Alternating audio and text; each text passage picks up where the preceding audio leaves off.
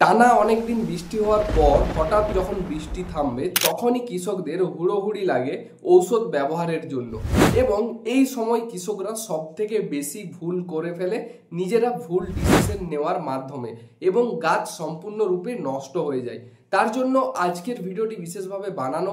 কোনো কৃষক বৃষ্টি থামার পর আপনারা কোন ঔষধ ব্যবহার করবেন এবং কোন রাসায়নিক সার কি পরিমাণে ব্যবহার করবেন সেটা আজকের ভিডিওতে তীব্র বৃষ্টির পর মানে একটানা অনেকদিন বৃষ্টির পর গাছকে কিভাবে সুরক্ষা দেবেন সেটা আজকের ভিডিওতে আমরা আলোচনা করব। দুইভাবে গাছকে সুরক্ষা দিতে হবে। এক, যেমন এই যে গাছ দেখতে পাচ্ছেন এটাতে ওষুধ স্প্রে করতে হবে, আর 2 নম্বর হচ্ছে যে এটাতে রাসায়নিক সারও সঠিক মাত্রায় ব্যবহার করতে হবে। তো কি কি ঔষধ ব্যবহার করবেন এবং কি কি সার ব্যবহার করবেন বা কি কি ঔষধ ব্যবহার করবেন, অর্থাৎ এই জমিতে কি কি পরিচর্যা করবেন সেটাই আজকের ভিডিওতে আমরা দেখাবো। এবং গাছ আপনার যেই স্টেজেই থাকুক না কেন, মানে গাছ যদি ছোট হয় বা গাছ মাচায় উঠছে বা ফল দিচ্ছে, যে কোনো স্টেজে এই ঔষধগুলো আপনারা ব্যবহার করতে পারবেন। আর সারটাও আমি বলে দেবো শেষে গিয়ে যে কি পদ্ধতিতে ব্যবহার করলে সব থেকে ভালো হবে। তো চলুন ভিডিওটিকে শুরু করা যাক। যে সমস্ত কৃষক বন্ধু এখনও আমাদের চ্যানেলকে সাবস্ক্রাইব করেননি, সাবস্ক্রাইব বাটনটিতে ক্লিক করুন এবং নোটিফিকেশানটি অল করে সেট করে রাখবেন। আরেকটি মজার বিষয় দেখবেন এখন অ্যাড হয়েছে, যেটা হাইপ নামে পরিচিত। এই হাইপে আপনারা ক্লিক করলে আমাদের ভিডিওতে হাইপ দিতে পারবেন এবং হাইপ দেওয়ার মাধ্যমে আমরাকে সাহায্য করতে পারবেন। এটাতে আপনার টাকা পয়সা কোনো কিছুই লাগবে না। যেমন আপনারা লাইক করেন এভাবেই হাইপও করতে পারবেন। একই সাথে সকলেই একটি করে কমেন্ট করে যাবেন এবং ভিডিওটিকে লাইক করে যে কোনো বন্ধুর কাছে শেয়ার করে আমাদের সাহায্য করবেন। একটানা বৃষ্টির পর আপনি দেখবেন জমিতে এই রকম জল কিন্তু জমে থেকে যাবে। এবং এই যে জমিটা দেখতে পাচ্ছেন এটা সম্পূর্ণ আমার উঁচু জমি এবং বালি জমি হওয়ার কারণে তেমন বেশি একটা কোনো ক্ষতি হয়নি।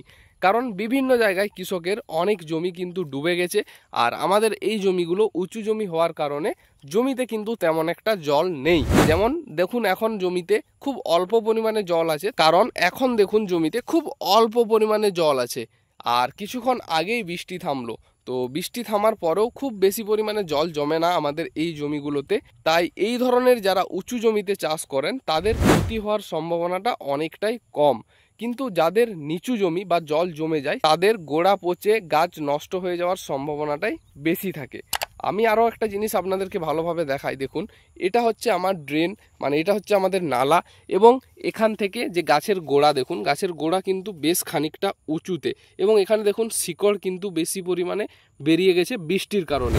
তো এই যে জমিটা এখানটা যদি ভালোভাবে দেখেন, বৃষ্টি যতই হোক না কেন এই গোড়া পর্যন্ত কিন্তু জল আসতে পারবে না, কারণ এই ড্রেনটাও বেশ চওড়া রয়েছে এবং অনেকখানি উঁচু।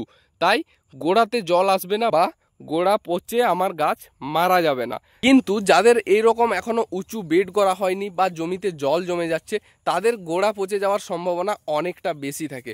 তাই এই সময় আপনাকে একটা ভালো ফাঙ্গিসাইড গোড়ার সাইডে ব্যবহার করতে হবে, যাতে আপনার গোড়াটা পচে মারা না যায় গাছটা। তো এই ক্ষেত্রে যে ওষুধটা আপনারা ব্যবহার করবেন সেটা হচ্ছে মেটালাক্সিল ও ম্যানকোজেব। যদি আপনার গাছ ছোট হয় বা লতানোর আগে এই পরিস্থিতি আসে তাহলে কিন্তু আপনাকে ব্যবহার করতে হবে মেটালাক্সিল ও ম্যানকোজেব, যেটা আপনি মার্কেটে বিভিন্ন নামে পেয়ে যাবেন। যেমন রিডোমিল গোল্ড নামে পাওয়া যায়, কিলাক্সিল গোল্ড নামে পাওয়া যায়, আরও বিভিন্ন নামে মার্কেটে এগুলো পাওয়া যায়। নেক্সট, যদি আপনার গাছ লতাতে শুরু করেছে বা এই যে আমি যেমন দেখাচ্ছি যে মাচা হয়ে গেছে বা ফল দিচ্ছে, এই স্টেজে আপনাকে যে ওষুধটা ব্যবহার করতে হবে সেটা হচ্ছে কপার অক্সিক্লোরাইড, তার সাথে মাইসিন। তো এই গোত্রেরও বেশ কিছু ওষুধ মার্কেটে পাওয়া যায়। যেমন এখন সব থেকে যেটা পপুলার ওষুধ সেটা হচ্ছে কনিকা। এই কনিকা নামের ওষুধটাতে কপার অক্সিক্লোরাইড ও মাইসিন দুটোই রয়েছে। তাই যদি এই কনিকাটা পাওয়া যায় এটাই ব্যবহার করবেন, যদি না পাওয়া যায় আলাদাভাবে কম্পোজিশনগুলো দেখেও ব্যবহার করতে পারেন। এই যে ওষুধগুলো বললাম এই দুটো ওষুধ কিন্তু পচার জন্য খুব ভালো কাজ করে। তো আপনারা যারা ব্যবহার করতে চাইছেন অবশ্যই একবার ব্যবহার করে দেখুন, আশা করি অনেকখানি কাজ হয়ে যাবে। এটা তো শুধু গেল ফাঙ্গিসাইড বা ছত্রাকনাশক বা গোড়া পচার জন্য।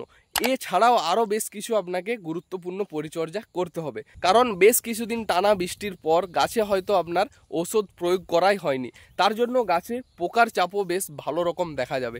তাই এই সময় পোকা, সাদামাছি এইসব নিবারণের জন্য ইন্ডোস্কাপ ও অ্যাসিডামাপিড এই দুটো গোত্রের যে কোনো ওষুধ ব্যবহার করতে পারেন, যেটা মার্কেটে আপনারা খুব সহজে পেয়ে যাবেন। এটা বিভিন্ন ধরনের ক্ষতিকারক পোকা দমনে সাহায্য করবে। আর অতিরিক্ত বৃষ্টির কারণে গাছের শেকড় কিন্তু বেরিয়ে যাবে বা শেকড়ের অনেকটা ক্ষতি করবে। তার জন্য শেকড় বৃদ্ধি করার জন্য বা শেকড়ের যে ক্ষতিটা হয়েছে ওটা পূরণ করার জন্য যে কোনো একটা আপনারা হিউমিক জাতীয় ঔষধ ব্যবহার করবেন, তাহলেই কিন্তু পুরোপুরিভাবে আপনার কাজ হয়ে যাবে। মোট 3 ধরনের ঔষধ আমি বলেছি আপনাদেরকে ব্যবহার করার জন্য।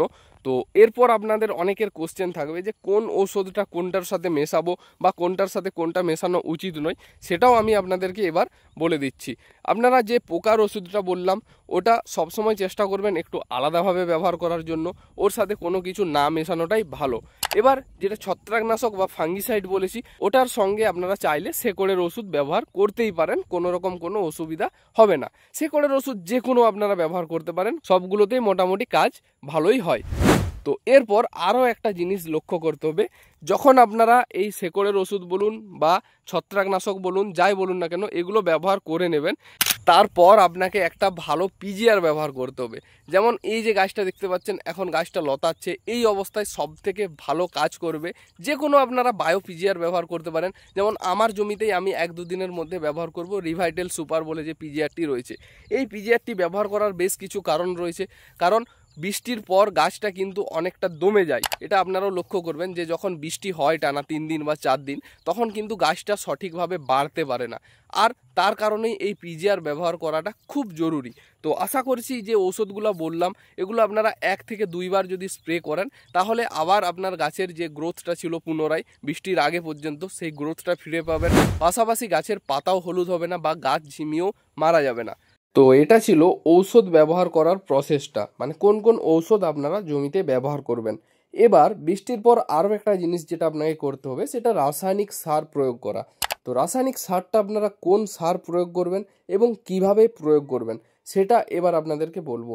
এই যে এখন দেখতে পাচ্ছেন যে ড্রেনগুলো রয়েছে, এই ড্রেনগুলো জল যখন পুরো সম্পূর্ণ সরে যাবে, অর্থাৎ জমিটা যখন শুকিয়ে যাবে, সেই অবস্থায় আপনাকে একবার এই ড্রেন বরাবর অল্প পরিমাণে, খুব বেশি নয়, যে কোনো রাসায়নিক সার আপনারা চাইলে 10-26-26 ব্যবহার করতে পারেন, অথবা ডিএপি ব্যবহার করতে পারেন, অথবা 14-35-35 যে কোনো এনপিকে জাতীয় সার ব্যবহার করতে পারেন। এই সারটা ব্যবহার করার ফলে গাছের কালারটাও সবুজ থাকবে ও গাছের গ্রোথটাও অনেকখানি বজায় থাকবে। তো এই দুটো পরিচর্যা বর্তমানে আপনাকে করতে হবে, মানে 1 থেকে 2 বার পরপর ঔষধ ব্যবহার করা এবং জমি থেকে সম্পূর্ণ জল সরে গেলে একবার রাসায়নিক সারটা ব্যবহার করা। ব্যাস, তাহলেই কিন্তু আপনি আপনার গাছকে আবার অনেকটা সুস্থ করতে পারবেন এবং ফলনের আশা রাখতে পারবেন। তো এই ছিল আজকের একটা ছোট্ট আপডেট দেওয়ার, যে বৃষ্টির পর আপনারা কোন কোন ঔষধ ব্যবহার করাটা দরকার বা কোন কোন ঔষধ ব্যবহার করলে সব থেকে ভালো হয়। তো বাকি আজকের ভিডিও আমরা এখানেই শেষ করছি। সকলেই ভালো থাকবেন ও সুস্থ থাকবেন।